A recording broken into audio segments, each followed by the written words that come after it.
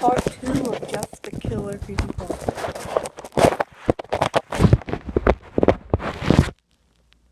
Way overdressed.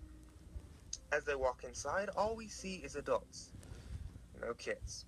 The kids are out in the yard. Jeff, how about you go out and meet some of the kids? Says Barbara. Jeff walks outside to the yard full of kids, and they're running around in weird cowboy costumes and shooting each other with plastic guns. He might as well be standing in a Toys R Us. Suddenly, a kid comes up to him and hands him a toy gun and a hat. "Hey, mister, you want to play?" he says. No, kid. I'm way too old for this stuff." The kid looks at him with that weird puppy dog face. "Please?" says the kid. "Fine," says Jeff. He puts on the hat and starts to pretend shoot at the kids. At first he thinks it's totally ridiculous, and then he starts to actually have fun. But it's the first time he's done something that takes his mind off of Lou, so he plays with the kids for a while, until he hears a noise. It's a weird, rolling noise. Then it hits him. Just as it does, Randy, Troy, and Keith all jump over the fence on their skateboards. Jeff drops the fake gun and rips off the hat.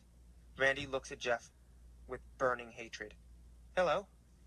Jeff, is it? We have some unfinished business." Jeff sees the bruised nose on his face. "I think we're even. I beat the shit out of you, and you got my brother sent to JDC. "Oh no, I don't go for even. I go for winning. You may have kicked our asses that one day, but not today." As he said that, Randy rushes Jeff. They both fall to the ground. Randy punches Jeff in the nose, and Jeff grabs him by the ears and headbutts him. Jeff pushes Randy off of him, and both rise to their feet. Kids were screaming, parents were running out of the house. Troy and Keith both pull guns out of their pockets. "No one interrupts or guts will fly," they say. Randy pulls a knife on Jeff and stabs him in the shoulder. Jeff screams and falls on his knees.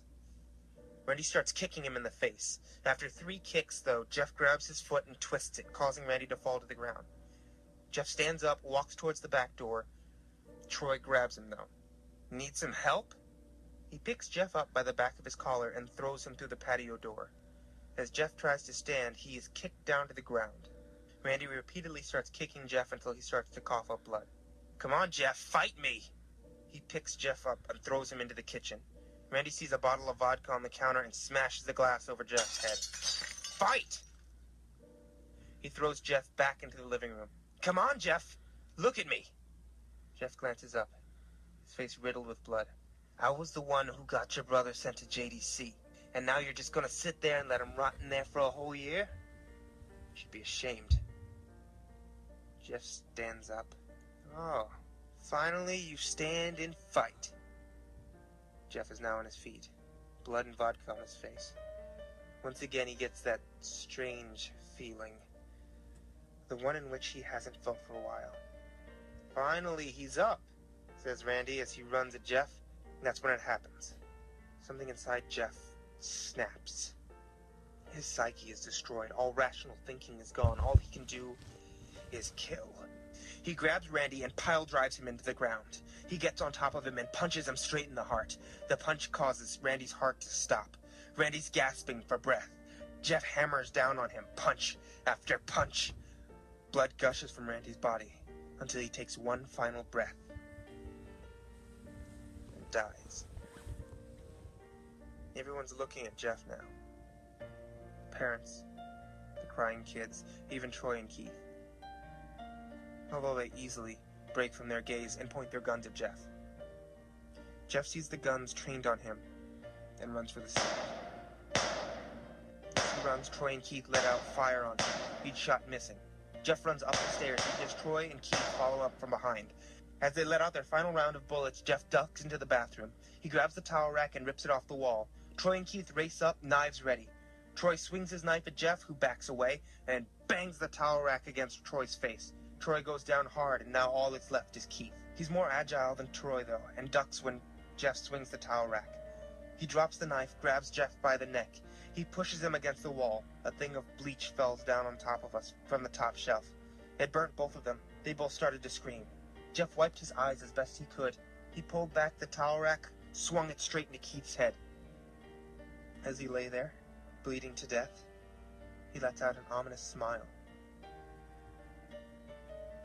"What's so funny?" asks Jeff. Keith pulled out a lighter and switches it on. "It's funny," he says, "is that you're covered in bleach and alcohol."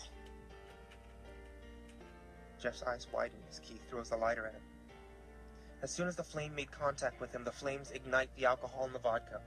While the alcohol burned him, the bleach bleached his skin. Jeff let out a terrible screech as he caught on fire. He tried to roll out the fire, but it was no use. The alcohol made him a walking inferno.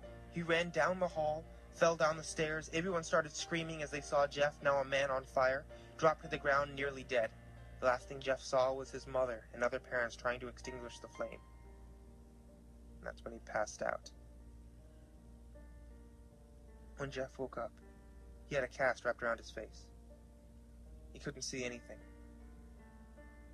He felt the cast on his shoulders, stitches all over his body. He tried to stand up, but he realized that there was some tube in his arm. When he tried to get up, it fell out. The nurse rushed in. "I don't think you can get out of bed just yet," she said as she put him back into the bed and reinserted the tube. Jeff sat there with no vision, no idea of what his surroundings were. Finally, after hours, he heard his mother. "Honey, are you okay?" she asked. Jeff couldn't answer, though. His face was covered. He was unable to speak. "Oh, honey, I have great news. After the witnesses told the police that Randy confessed of trying to attack you, they decided to let Lou go." That made Jeff almost bolt up, stopping halfway, remembering the tube coming out of his arm. "He'll be out by tomorrow. Then you two will be able to be together again." Jeff's mother hugged Jeff, says her goodbyes. And the next couple of weeks were those where Jeff was visited by his family. Then came the day where his bandages were to be removed. His family were all there to see what he would look like. As the doctors unwrapped the bandages from Jeff's face, everyone was on the edge of their seats. They waited until the last bandage holding the cover over his face was almost removed. "Let's hope for the best," said the doctor. He quickly pulled the cloth, letting the rest fall from Jeff's face. Jeff's mother screamed at the sight of his face. Lou and Jeff's dad stare, awestruck at his face. What happened to my face?" Jeff said. He rushed out of bed and ran to the bathroom. He looked in the mirror and saw the cause of distress. His face. It's horrible. His lips were burnt to a deep shade of red. His face was turned into a pure white color. His hair singed from brown to black. He slowly put his hands to his face. It had a sort of leathery feel to it now. He looked back at his family, then back at the mirror. "Jeff," said Lou, "it's not so bad." "Not bad?" said Jeff. "It's perfect." His family were equally surprised. Jeff started laughing uncontrollably. His parents noticed that his left eye and hand were twitching. Jeff, are you okay?" "Okay? I've never felt more happy. Look at me. His face goes perfectly with me." He couldn't stop laughing. He stroked his face, feeling it, looking at it in the mirror. What caused this? He may recall that when Jeff was fighting Randy, something in his mind, some sanity snapped. Now he was left as a crazy killing machine. That is, his parents didn't know. "Doctor," said Jeff's mom, "is my son all right, in the head?" "Oh, yes, this is typical behavior for a patient that's had a very large amount of painkillers. If his behavior doesn't change in a few weeks, bring him back here, and we'll give him some psychological testing." "Oh, thank you, doctor." Jeff's mother went over to Jeff. "Jeff, sweetie, it's time to go." Jeff looks away from the mirror. His face still formed into a crazy smile. "Okay, Mom." Jeff's mom took him by the shoulder and took him to get his clothes. "This is what he came in," says the lady at the desk. Jeff's mom looked down to see the black dress pants and white hoodie her son wore. Now they were clean of blood and now stitched together. Jeff's mother led him to his room and made him put his clothes on. And then they left, not knowing that this was their final day of life. That night, Jeff's mother woke to a sound coming from their bathroom. It sounded as if someone was crying. She slowly walked over to see what it was. When she looked into the bathroom, she saw a horrendous sight. Jeff had taken a knife and carved a smile into his cheeks. "Jeff, what are you doing?" asked his mother. Jeff looked over to his mother. I couldn't help but... I couldn't help... I couldn't keep smiling, Mommy. It hurt after a while. Now I can smile forever. Jeff's mother noticed his eyes, ringed in black. "Jeff, your eyes!" His eyes were bordered by black, seemingly never closing. I couldn't see my face. I got tired and my eyes started to close. I burned out the eyelids so I could forever see myself, my new face. Jeff's mother slowly started to back away, seeing that her son was going insane. "What's wrong, Mommy? Aren't I beautiful?" Yes, son," she said. Yes, you are. Let me go get Daddy so he can see your face." She ran into the room and shook Jeff's dad awake from his sleep. Honey, get the gun. She stopped as she saw Jeff in the doorway holding the knife. "Mommy, you lied." That's the last thing they heard as Jeff rushed them with the knife, gutting both of them. His brother Lou woke up, startled by some noise.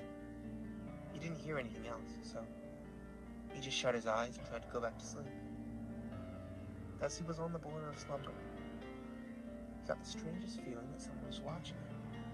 He looked up before Jeff's hand covered his mouth. He slowly raised the knife, ready to plunge it into Lou. Lou thrashed here and there, trying to escape Jeff's grip. "Shh," I said. "Just go to sleep."